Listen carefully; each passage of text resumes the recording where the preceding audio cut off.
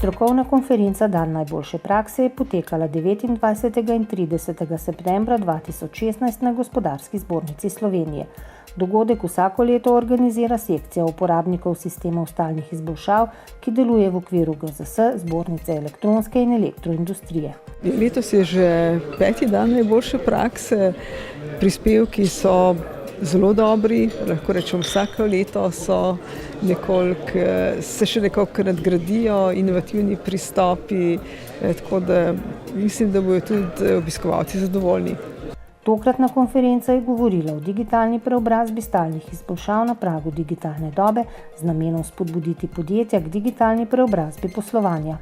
Industry 4.0, that is a concept how you bring actually intelligent systems to your daily life, to your hospital, to your factories, to your logistics, traffic, self-driving cars,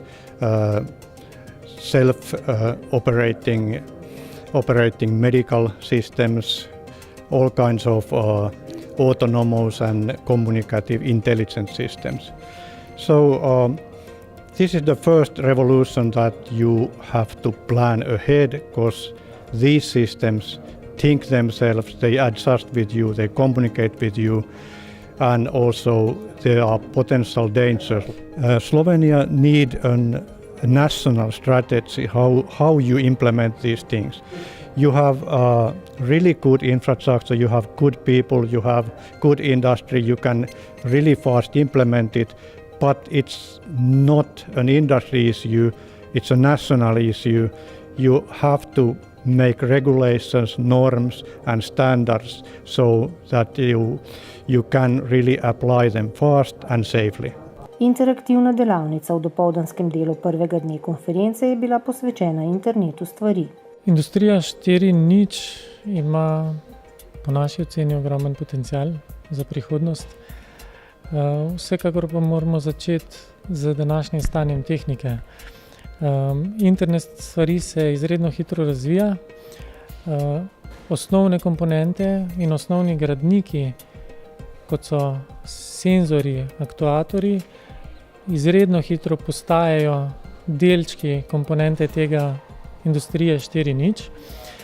Na drugi strani pa nekako čutimo, da sami podatki, ki bojo na voljo v teh infrastrukturah z oblačnimi storitvami, z hrambo podatkov, z analitiko, še niso pripravljeni in niso v bistvu zreli za sprejemanje nekih odločitev. Se pravi, tukaj na področju pametnega odločanja na osnovi vseh zbranih podatkov, mislim, da nam predstavlja tukaj en velik izziv. Sploh v luči, da ko govorimo o internetu stvari, ko govorimo o industriji 4.0, so obstoječe meje proizvodnih sistemov naenkrat lahko zelo široke, da se tukaj pogovarjamo o združenih in velikih kompleksih in ljudi, logistike, materialov, povezljivosti v dobaviteljskih verigah, in obvladovanje tovrstnih sistemov ni zelo enostavna naloga, sploh pa ni enostavna z sistemi, ki so danes prevladujoči. Tu so centralno vodeni sistemi z ukaznim načinom podajanja, kaj se mora zgoditi, in z nekimi modeli, ki v bistvu v današnjem svetu po naši oceni več ne sledijo tempu sprememb, ki se na realnem nivoju dejansko dogajajo. Namen teh delavnic, ki jih vidimo v ozadju, je prestaviti udeležence konference en korak bližje izvedbi končnega projekta Industrije 4.0, ker ko se neha razmišljati o tehnologijah pa o prednostih, ki jih to prinese, je treba priti v kruto realnost in predstaviti v pravi konkreten projekt, ki bo prinesel konkretne prihranke ob konkretni investiciji. Namen teh delavnic je osvetliti probleme, ki se pojavljajo, ko tak projekt postavljaš na noge.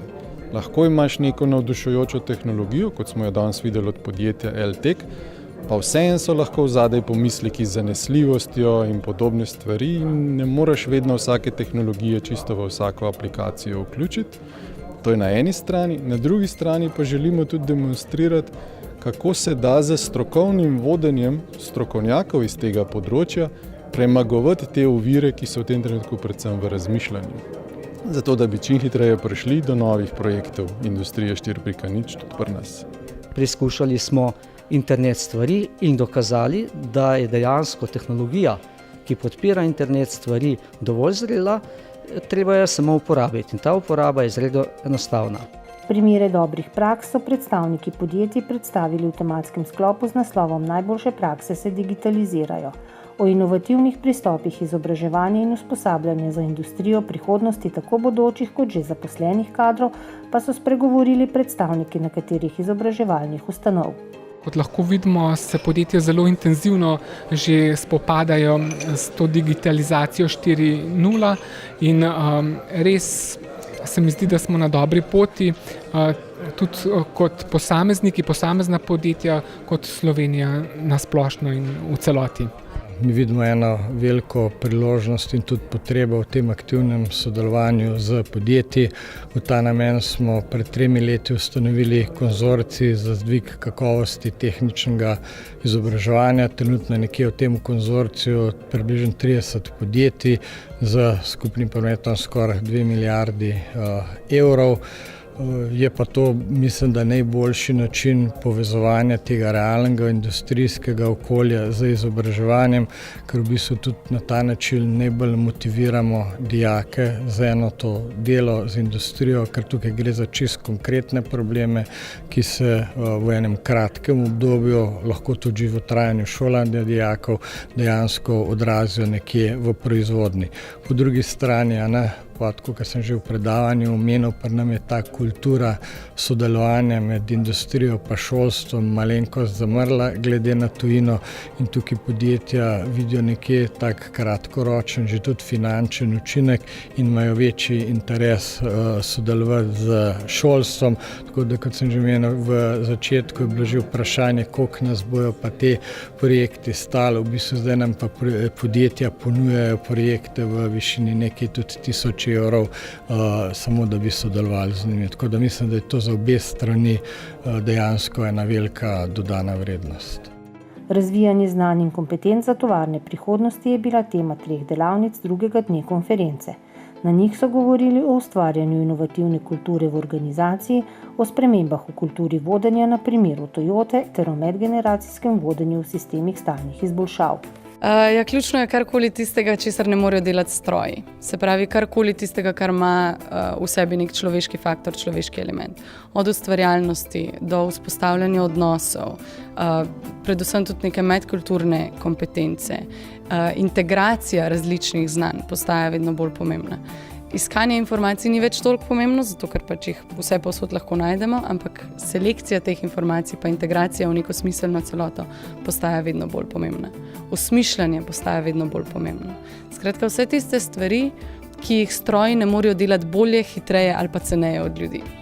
Toyota je na dolgi rok zelo uspešno podjetje in so študirali, katere so njihove notranje rutine.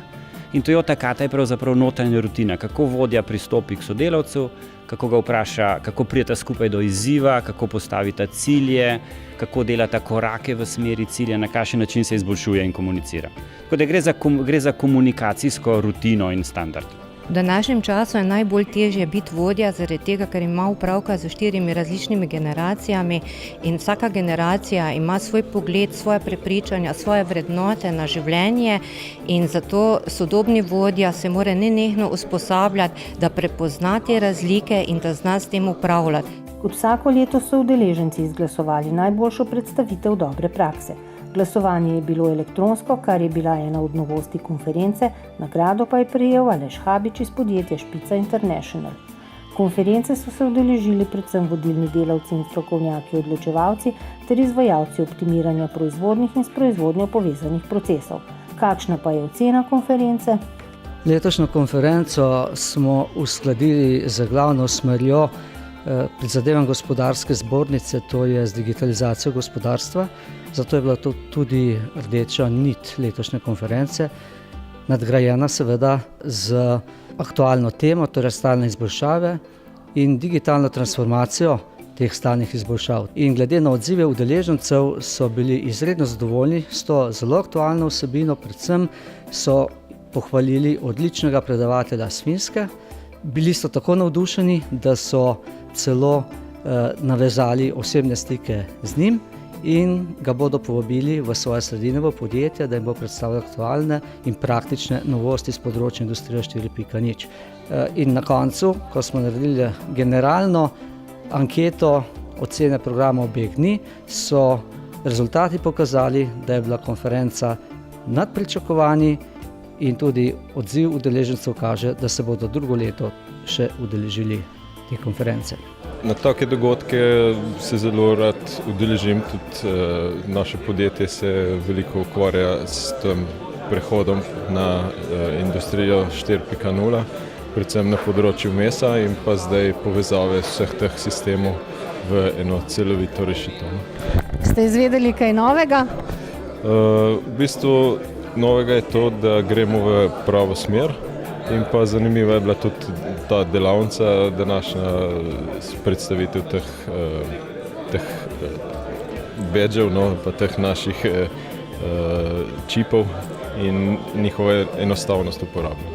Bilo je vsekakor zanimivo, uporabno, veliko novosti, veliko stvari, po katerih se sprašujemo dnevno, tudi v našem podjetju, kako naprej, a je to tudi za nas nuja in zdaj smo v bistvu tukaj slišali, da brez tega očitno ne bo šlo. Tako kot so rekli, treba je skočiti na vlak, pa videti, kam se pripeljemo.